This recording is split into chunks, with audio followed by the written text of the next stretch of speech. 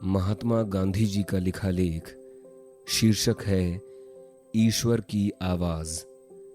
वाचक निर्मल मिश्र।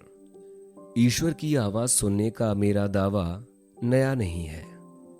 जहां तक मैं जानता हूं, उसे सिद्ध करने का इसके सिवा कोई और रास्ता नहीं है कि परिणामों की जांच की जाए। ईश्वर अपने को सिद्ध करने का विषय बनाए और वह भी अपनी ही संतानों के द्वारा, तो ईश्वर ईश्वर न रह जाए, किंतु वह अपने स्वेच्छा प्रेरित सेवक को कड़ी से कड़ी परीक्षाओं में से पार हो जाने की शक्ति अवश्य देता है। मैं पिछले 50 वर्षों से भी ज्यादा समय से इस अत्यंत कठोर स्वामी की स्वेच्छा प्रेरित दास रहा हूं। उसकी आवाज ज्यों ज्यों वर्ष बीते हैं त्यों त्यों मुझे अधिकाधिक सुनाई पड़ती रही है। उसने मुझे अधिक से अधिक अंधकारपूर्ण घड़ी में भी छोड़ा नहीं है। कई बार तो उसने मुझे खुद मेरे ही खिलाफ बचाया है और मुझे रंच मात्र भी स्वाधीनता नहीं दी है। उसके प्रति मेरा समर्पण जितना अधिक रहा है, उतना ही मेरा आनंद बढ़ा है।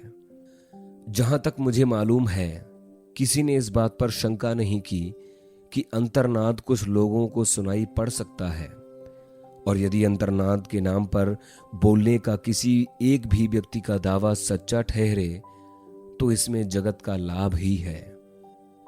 यह दावा बहुत से करेंगे, किंतु वे सब उसे सत्य सिद्ध नहीं कर सकेंगे। लेकिन झूठा दावा करने वालों को रोकने के लिए उस दावे को दबा रखना ठीक नहीं होगा और दबाना नहीं चाहिए। अंतर्नाद का दावा यदि कई लोग सचमुच कर सकें तो इसमें कोई आपत्ति नहीं है, लेकिन दुर्भाग्यवश दंभ का कोई इलाज नहीं है। बहुत से लोग सद्गुणों का ढोंग और दिखावा कर सकते हैं, इसीलिए उन्हें दबाकर रखना ठीक नहीं हो सकता। अंतर्नाद के नाम पर बोलने का दावा करने वाले लोग सारी दुनिया में हमेशा होते आए हैं, लेकिन उनकी स्वल्पकालिक प्रवृत्तियों से दुनिया का कोई नुकसान नहीं हुआ है। कोई मनुष्य अंतर्नाद सुन सके, उसके पहले उसे लंबी और काफी कठोर साधना करनी पड़ती है, और जब सचमुच जो चीज सुनाई पड़ती है वह अंतर्नाद ही होता है, तब उसे पहचानने में भूल हो ही नहीं सकती। कोई दुनिया को चिरकाल तक धोखा नहीं दे सकता। इसीलिए यदि मेरे जैसा अल्प मनुष्य अपनी प्रामाणिक बात कहने में संकोच नहीं करता, और जब उसे विश्वास पूर्वक लगे कि उसने अंतर्नाद सुना है, तभी उसके नाम पर बोलने की हिम्मत करता है, तो उससे दुनिया में अंधाधुंधी मचने का कोई भय नहीं है। मेरे लिए ईश्वर की, अंतःकरण की या सत्य की आवाज, या जिसे मैं अंतर्नाद कहता हूं, सब एक ही अर्थ के सूचक शब्द हैं। मैंने ईश्वर की कोई आकृति नहीं देखी, उसकी मैंने कभी कोशिश नहीं की, क्योंकि मैंने हमेशा ईश्वर को निराकार माना है। मैंने जो आवाज सुनी वह दूर से आ रही मालूम होती थी, पर साथ ही बिल्कुल समीप भी जान पड़ती थी। वह आवाज ऐसी असंदिग्ध थी जैसे कोई मनुष्य प्रत्यक्ष हमसे कुछ कह रहा हो। उसे किसी तरह टाला नहीं जा सकता था। जिस समय मैंने उसे सुना, मैं कोई सपना नहीं देख रहा था, मैं बिल्कुल जागृत था। आवाज सुनने के पहले मेरे हृदय में भारी मंथन चल रहा था। एकाएक यह आवाज सुनने में आई। मैंने उसे ध्यान से सुना। मुझे निश्चय हो गया कि वह अंतरात्मा की ही आवाज है, और मेरा चित्त जो व्याकुल था शांत हो गया। मैंने निश्चय कर लिया, अनशन का दिन और उसके आरंभ का समय तय हो गया। मेरा हृदय उल्लास से भर गया। यह सब रात के 11 और 12 बजे के बीच में हुआ। मेरा मन ताजा हो गया और उसके बारे में मैं वह टिप्पणी लिखने लगा जो कि पाठकों ने देखी ही नहीं। क्या मैं इस बात का कोई प्रमाण दे सकता हूं कि यह अंतरात्मा की ही आवाज थी? मेरे उत्तप्त मस्तिष्क की कोई कल्पना तरंग नहीं थी। जो विश्वास नहीं करता, ऐसे शंकाशील के लिए मेरे पास और कोई प्रमाण नहीं है। उसकी इच्छा हो तो वह कह सकता है कि यह सब भ्रम है और मैं आत्मवंचना का शिकार हुआ हूं। मुमकिन है ऐसा हुआ हो, मैं उसके विरुद्ध कोई प्रमाण नहीं दे सकता, लेकिन यह मैं अवश्य कह सकता हूं कि मेरे खिलाफ सारी दुनिया एकमत से अभिप्राय दे तो भी मुझे इस विश्वास से नहीं हटा सकती कि मैंने जो आवाज सुनी वह ईश्वर की ही आवाज थी। लेकिन कुछ लोग तो ऐसा मानते हैं कि ईश्वर स्वयं हमारी कल्पना की उपज है। अगर यह विचार मान लिया जाए तब तो कुछ भी सत्य नहीं है, सब कुछ हमारी कल्पना की ही उपज है। मगर तब भी जब तक मेरे ऊपर मेरी कल्पना की सत्ता है तब तक तो मैं उसके अधीन रहकर ही व्यवहार कर सकता हूं। अत्यंत वास्तविक वस्तुएं भी सापेक्ष रूप में ही वास्तविक हैं। मेरे लिए तो मैंने जो आवाज सुनी वह मेरी हस्ती से भी ज्यादा वास्तविक थी। उसने मुझे धोखा नहीं दिया है और दूसरों का भी यही अनुभव है। और इस आवाज को जो चाहे सुन सकता है, वह हर एक के अंदर है। लेकिन दूसरी चीजों की तरह उसके लिए भी निश्चित पूर्व तैयारी की आवश्यकता है। भ्रम का तो कोई प्रश्न ही नहीं है।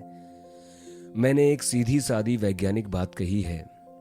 जिनमें आवश्यक योग्यता प्राप्त करने का धैर्य और आकांक्षा हो, वे सब इसकी जांच कर सकते हैं। यह योग्यता भी समझने में नितांत सरल और जिनमें उसे प्राप्त करने का संकल्प बल हो, उनके लिए नितांत आसान है। मैं तो इतना ही कहूंगा, तुम्हें किसी दूसरे का नहीं, केवल अपना ही विश्वास करना है। तुम इस अंतर की आवाज को सुनने की कोशिश करो। अंतर की आवाज, यह प्रयोग यदि तुम्हें ठीक नहीं मालूम हो तो तुम उसे बुद्धि का आदेश कह सकते हो। तब तुम बुद्धि का आदेश जानने का प्रयत्न करो और उसका पालन करो। तुम ईश्वर का नाम नहीं लेना चाहते हो तो मत लो, किसी दूसरी चीज का नाम लो। अंत में तुम देखोगे कि नाम कुछ भी हो, यह चीज ईश्वर ही है। कारण सद्भाग्य से इस विश्व में ईश्वर के सिवा और कुछ है ही नहीं। मैं यह भी कहूंगा कि अंतर की आवाज की प्रेरणा पर चलने का दावा करने वाले सब लोगों को सचमुच यह प्रेरणा मिल चुकी है, ऐसी बात नहीं है। दूसरी मानसिक शक्तियों की तरह अंतरात्मा की आवाज सुनने की क्षमता प्राप्त करने के लिए भी पूर्व प्रयत्न और तालीम की जरूरत होती है। शायद किसी दूसरी क्षमता की प्राप्ति के लिए जितना चाहिए उससे कहीं अधिक प्रयत्न और तालीम की। लेकिन उन हजारों लोगों में से जो उसे सुनने का दावा करते हैं, अगर चंद भी अपना दावा सही साबित कर सकें तो हमें इन शंकास्पद दावेदारों का खतरा उठाना चाहिए। जो व्यक्ति ईश्वरीय प्रेरणा या अंतर की आवाज के आदेश के अनुसार चलने का झूठा दावा करता है, उसे अपने इस झूठ का किसी पार्थिव राजा के नाम पर झूठी सत्ता का दावा करने वाले को जो परिणाम भुगतना पड़ता है, उससे अधिक बुरा परिणाम भुगतना पड़ता है। दूसरे को तो भेद खुल जाने पर मात्र शारीरिक दंड ही भोगना पड़ता है, लेकिन पहले को शरीर और आत्मा दोनों की क्षति उठानी पड़ती है। उदार आलोचकों ने मुझ पर बेईमानी का दोष नहीं लगाया है, लेकिन उनका ख्याल है कि बहुत मुमकिन है मुझे कोई भ्रम हो गया है। ऐसा हो तो भी परिणाम उससे बहुत भिन्न होगा जो कि झूठा दावा करने पर होगा। मैं एक विनम्र साधक होने का दावा करता हूं। ऐसी स्थिति में मुझे बहुत सावधान रहने की, अपने मन का सही संतुलन बनाए रखने की बड़ी आवश्यकता है। ऐसे साधक को पहले अपने को शून्यवत कर देना होता है, तब कहीं ईश्वर उसका मार्गदर्शन करता है। मैं समझता हूं कि इस सवाल पर इतना कहना काफी है। महात्मा गांधी जी का लिखा लेख, शीर्षक है ईश्वर की आवाज। वाचक निर्मल मिश्र।